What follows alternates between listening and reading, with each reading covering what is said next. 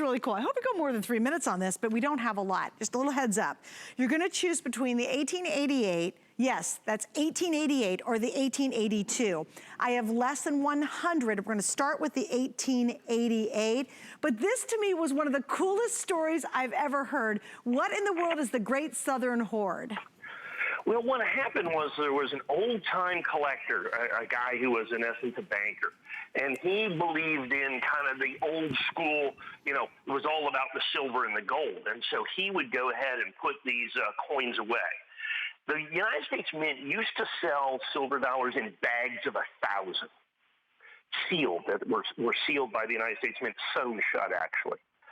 Relatively recently, the family of that guy brought to a dealer 13 of these original sealed bags of Morgan silver dollars, and these coins come out of those sealed bags.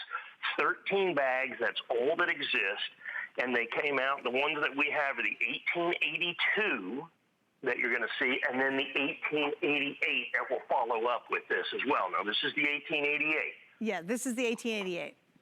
Now, the New Orleans Mint was an interesting mint. They only made coins from 1879 to 1904 for the Morgan Silver Dollar series. They tend to be very difficult to get in high grade. And within the New Orleans Mint, the 1882s and the 1888s are some of the rarest. The easier ones to get are like the 1883 and the 1884. The 1888 that you see here is about 10 times rarer in this grade. And the key to this is not just having this coin. Okay, and 1888 is really special because it's that 3/8 year that you're going to have right there, which is very important and very collectible. But the fact that it's mint state 63, that it's original, choice, brilliant, uncirculated condition, because the New Orleans Mint coins were heavily circulated. So to get them out of this, and then also get them in this incredible high grade. If you look between the D and the O and dollar there on the back of the coin, you'll see the O for the New Orleans Mint. That's how you know it was this New Orleans Mint. So you've got a great year, an incredibly high grade.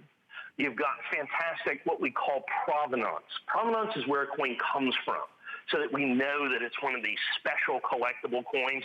And the provenance of this is that Great Southern Hoard that you see right there.